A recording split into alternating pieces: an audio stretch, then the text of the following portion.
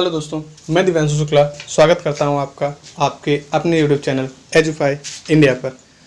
अगर आप हमारे चैनल पर नए हैं तो चैनल को सब्सक्राइब करना बिल्कुल ना भूलें और बेल आइकन ज़रूर दबाएं, जिससे आपको सारी वीडियोस के अपडेट टाइम पे मिल सके। चलिए शुरू करते हैं। आज हम लोग बात करेंगे सीईटी के बारे में। सीईटी जो भी हाल ही में चर्चा रहा, क्योंकि हमारे प्रकाश जावड़ेकर जी ने एनआरए की गठन के लिए बात की है, तो हम आज इसमें जानते हैं कि क्या है सीईटी, क्यों इसका गठन किया गया, क्या इसमें फ़ायदे होंगे, क्या नुकसान होंगे। इन सारी बातों का डिस्कशन आज हम इस वीडियो में करेंगे। चलिए, तो अगर हम सीईटी की बात करें तो ये बेसिकली इसका गठन हुआ है सरकारी नौकरियों की जितने भी बच्चे तैयारी कर रहे हैं उन सब के लिए एक सीईटी का गठन किया। सीईटी एग्ज़ाम कंडक्ट की जाएगी, कॉमन एलिजिबिलिटी टेस्ट, मतलब ऐसा टेस्ट जो सारी एग्ज़ाम्स के लिए एक कॉमन टेस्ट होगा, ठीक है, जिसके लिए सरकार ने एक राष्ट्रीय भर्ती एजेंसी, नेशनल रिक्रूटमेंट एजेंसी का गठन किया गया है जो इन एग्ज़ाम्स को कंडक्ट करवाएगा, ठीक है। इसमें क्या फ़ायदा क्या होगा युवाओं को, अलग अलग जैसे हम लोग IABPS के अलग एग्ज़ाम देते थे, SSC के अलग देते थे, रेलवे के अलग देते थे, हर वैकेंसी के लिए हम लोग अलग अलग एग्ज़ाम्स देते थे। लेकिन अब क्या होगा, इन सबको मिला के सिर्फ एक एग्ज़ाम देना पड़ेगा, ठीक है, और उसी के थ्रू हमारा चयन होगा।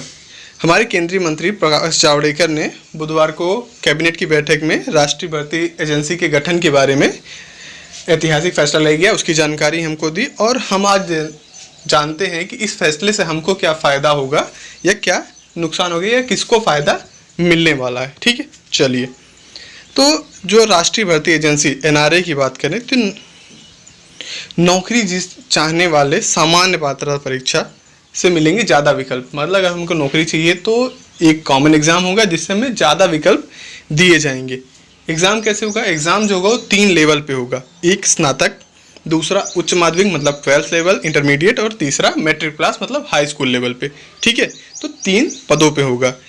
इसके अलावा गैर तकनीकी पदों के लिए कर्मचारी चयन आयोग, रेलवे भर्ती बोर्ड, बैंकिंग के Tier 1 की जो परीक्षा होती थी, इन सारी एग्ज़ाम की जो Tier 1 की परीक्षा होती थी वो सारी इसी में समाहित कर दी गई है। मतलब ये एक ही एग्ज़ाम होगा जिसमें ये सारी एग्ज़ाम्स को, इन सारी Tier 1 की जो सारे एग्ज़ाम्स होते हैं उनको इसी में कंडक्ट किया जाएगा, ठीक है।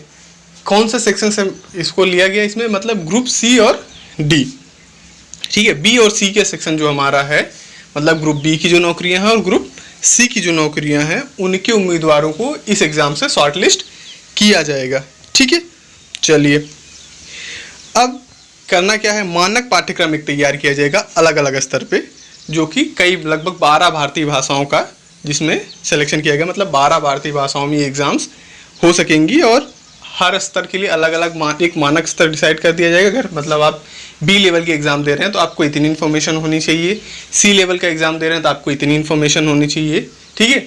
तो वो सारे मानक तैयार कर दिए जाएंगे और उसके हिसाब से एक परीक्षा ली जाएगी, ठीक है। अब जब आपका जो सीईटी का स्कोर होगा उसके हिसाब से आपको Tier 2 या Tier 3 जो भी होगा उन परीक्षाओं में विद्यार्थियों को आगे बढ़ाया जाएगा और उसके बाद उनका फाइनल चयन होगा। जैसे हम लोग यूपीएससी के एग्ज़ाम देते हैं तो उसमें 3 टियर होते हैं, या PCS के एग्ज़ाम दे रहे हैं तो 3 टियर, लेकिन ये तो ग्रेड 1 की एग्ज़ाम्स हैं तो ये सेम रहेंगे। लेकिन जो ग्रेड B की एग्ज़ाम्स हैं, जैसे आपका SSC है, SSC में आपका क्या होता है, Tier 1 होता है, पहले हम लोग एग्ज़ाम्स देते हैं, उसके बाद Tier 2 में फिर हम लोग रिटर्न एग्ज़ाम देते हैं और फिर उसके बाद इंटरव्यू से शॉर्ट लिस्ट होते हैं।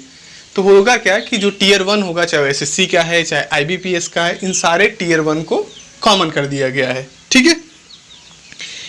और ये कितने साल के लिए वैलिड होगा, जो अपना सीईटी का हम एग्ज़ाम देंगे उसका जो स्कोर होगा वो 3 सालों के लिए वैलिड होगा, ठीक है।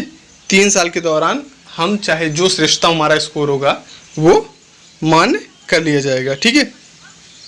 चलिए, प्रयासों की कोई संख्या नहीं रखी गई कि आप कितनी भी बार इसे अटेम्प्ट कर सकते हैं, कितनी भी बार आप इसे एग्ज़ाम दे सकते हैं, और लेकिन बस वही है जो अपर एज लिमिट डिसाइड की गई है अलग अलग वैकेंसी के हिसाब से, वो आपको ध्यान में रखनी पड़ेगी, ठीक है।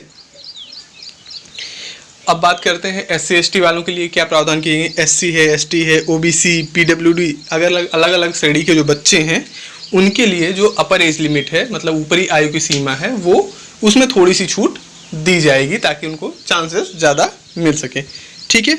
चलिए, अब एनआरए की बात कर लेते हैं।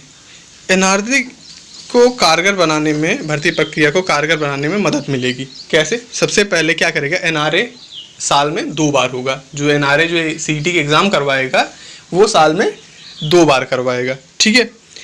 आवेदकों को क्या किया जाएगा, पंजीकरण, रोल नंबर, एडमिट कार्ड, अंक या मेरिट सूची, जो भी चीज़ें, जितनी भी डिटेल है, जितनी भी इंफॉर्मेशन है, वो सब आपको ऑनलाइन ही मिलेगी। चाहे आपको फॉर्म भरना हो, आपका एडमिट कार्ड डाउनलोड करना हो, आपके रोल नंबर से रिलेटेड कोई चीज़ें हों, आपका जो रिजल्ट आएगा वो सब ऑनलाइन ही आएगा। सारी चीज़ें आपको ऑनलाइन ही मिलेंगी। ठीक है।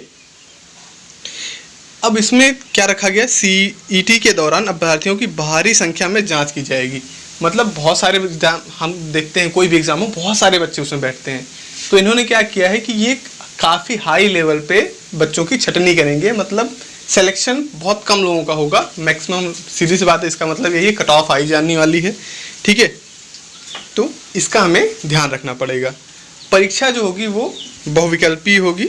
ठीक है। एमसीक्यू टाइप होगा, जैसे कि हम लोग सारे एग्जाम्स आजकल दे ही रहे हैं, सब एमसीक्यू बेस्ड होगा। ठीक है। अब माइनस मार्किंग होगा कि नहीं होगा वो आगे देखेंगे।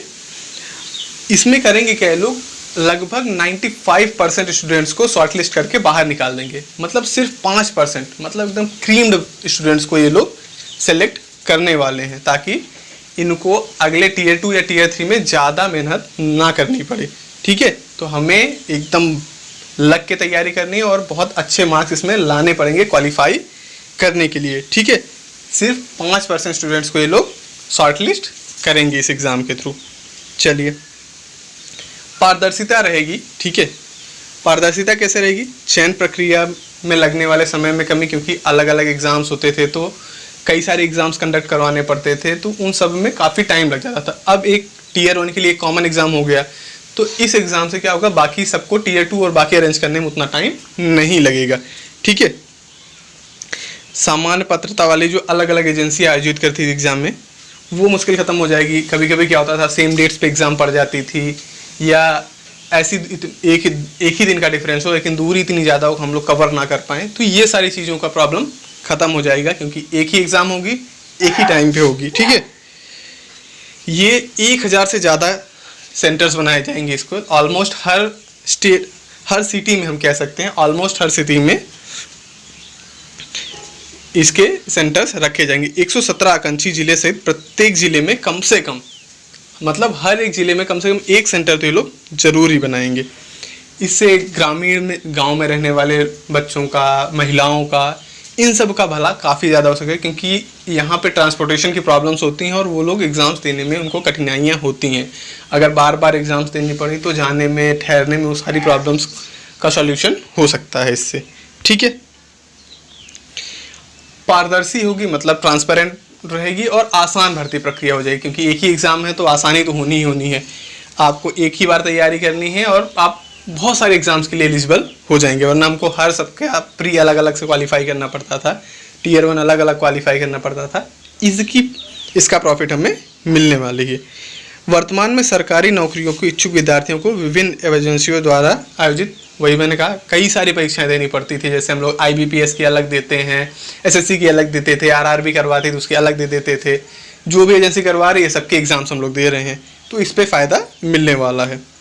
इसके अलावा अब अलग अलग एग्ज़ाम्स देंगे तो अलग अलग फ़ीस भरनी पड़ती थी, अलग अलग बार जाके सेंटर्स अलग अलग जगह होते थे, वहाँ बार बार में जाने में ट्रांसपोर्टेशन का खर्चा, वहाँ रुकने का खर्चा, एग्ज़ाम्स में और बहुत सारे खर्चे होते हैं। तो ये सारा खर्चा हमारा कट आउट हो जाएगा। ठीक है। तो जो गरीब विद्यार्थी हैं इनके लिए भी काफ़ी बेनिफिशियल होगा। ठीक है। इन सारी मुश्किलों को दूर करने के लिए NRA ने एक कॉमन एग्ज़ाम का प्रस्ताव रखा था, जो मान लिया गया है। ठीक है। इसके अलावा जो अलग अलग एजेंसियां थी उन पर भी बोझ कम पड़ेगा। अब एक ही एग्ज़ाम रहेगा तो बोझ तो कम होना ही है। ठीक है। चलिए,